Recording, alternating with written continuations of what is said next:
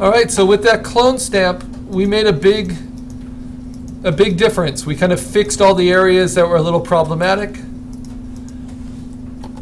And we can continue that, softening some of those teeth, or maybe using some texture from somewhere else, something that's suggestive of teeth. Whatever you need to do. Remember, you're just stealing from your own pixels here, pushing them around, all in a safe way because they're all on a layer over the top.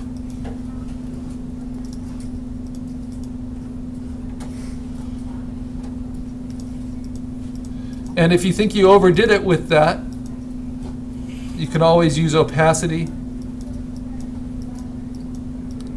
to figure out what the right level is.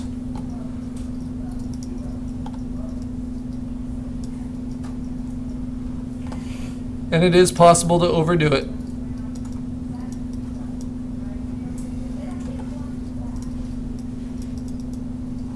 But the more you adjust it for yourself, the more you're bringing out your own vision.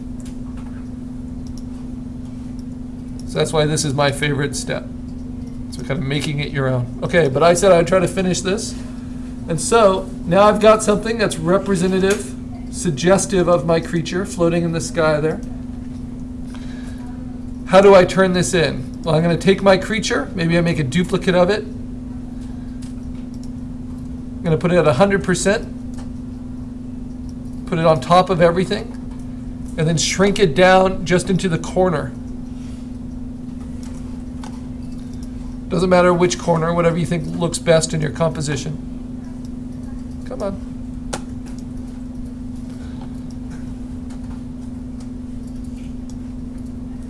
I'll often do the bottom left.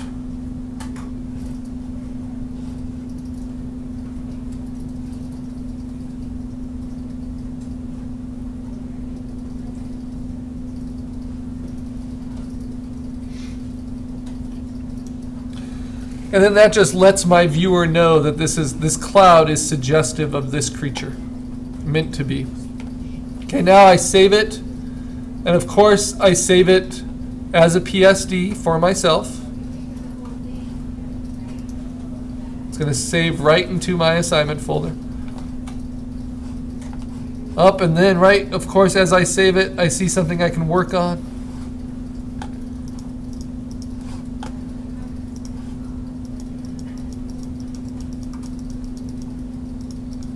Go in and erase away a little bit. Or if I need to, clone stamp a little bit. A little bit of added soft texture there.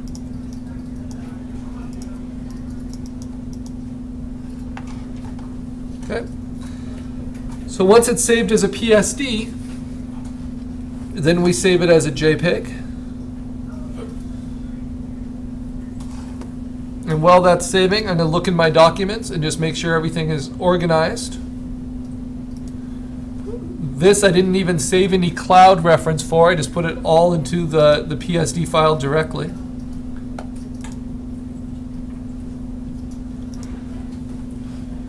But at this point, when we're getting close to the midterm and we're getting ready to start printing, you definitely want to separate all your assignments into their own folders and start marking your PSDs, your final working formats. Because we'll be making those print ready soon. Okay, now I'm going to save it as a JPEG that will automatically flatten everything. I'm going to do that to the desktop. And I just want it to be fewer than 5 megapixels. So this one's quite large. So I'm going to take it down until its previewed size as a JPEG is fewer than 5. Okay. Those JPEG compressions make a big, big difference. Because this is a lot of pixels for the computer to remember. A lot of pixels.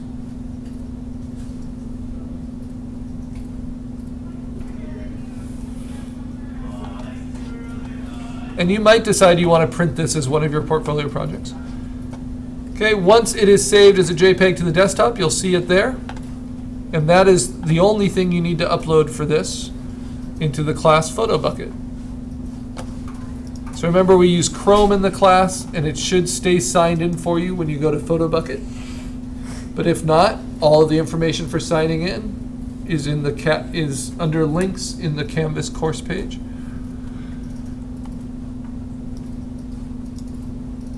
And the important thing for meeting the deadline, today's deadline is for assignment 4. The important thing is making sure you have something in the right folder with your name on it. Even if it's not finished, even if it's just getting started, even if it's a random photo of something else, just because you want to acknowledge the deadline so that you are able to turn it in. The only way to get a 0 on an assignment is to turn nothing in by the deadline.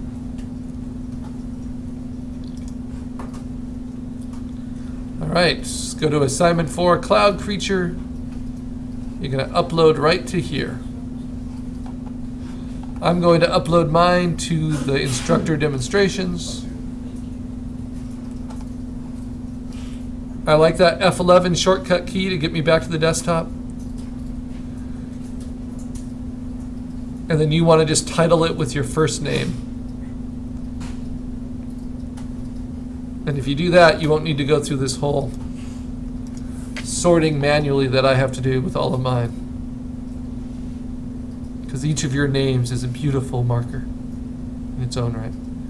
All right, where to go?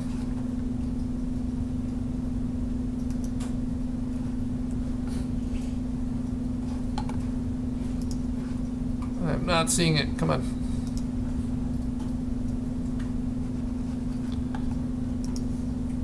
Oh, it's still uploading, that's why. So PhotoBucket can be annoying sometimes, but it's a handy tool for us.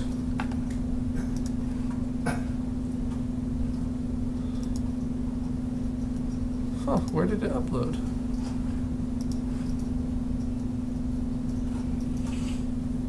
But it's your responsibility to make sure your image is, in fact, in the right folder, titled with your name. So despite any glitches that happen,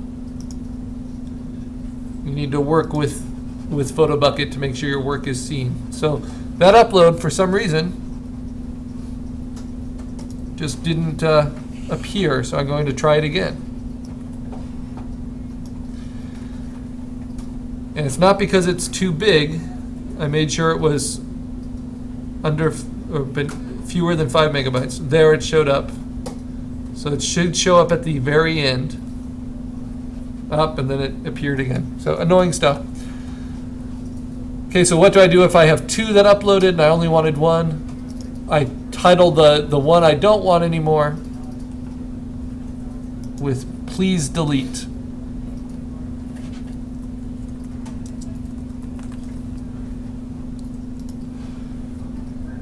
And then on the other, I title it with my name, just my first name for this. We're only submitting one, so we don't need any numbers.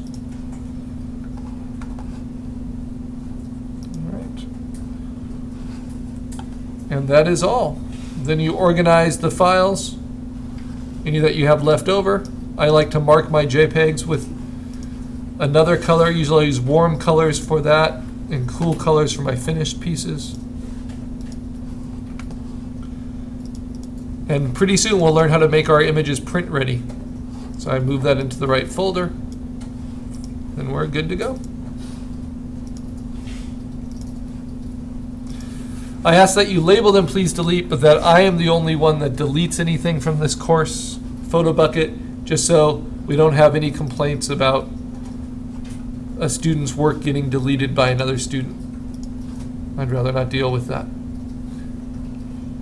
I'm going to push mine into my previous demos.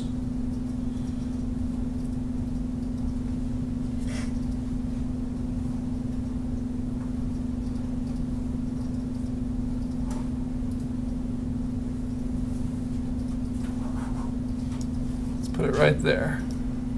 Now let's put it back here. All right, done. And that's it.